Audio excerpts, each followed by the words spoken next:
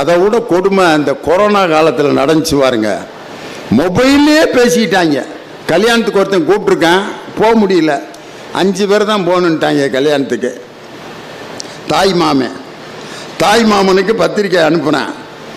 தாய் மாமன் சுரேஷுக்கு கண்டிப்பாக இந்த பத்திரிகையை பார்த்துவிட்டு நேரில் நான் அழைத்தது போல் நினைத்து கொண்டு திருமணத்திற்கு வரவும் அப்படின்னா, ஏண்டா ஒரு மாமனுக்கு பத்திரிக்கை கொடுக்கறதுக்கு உனக்கு நேரில் வர முடியல.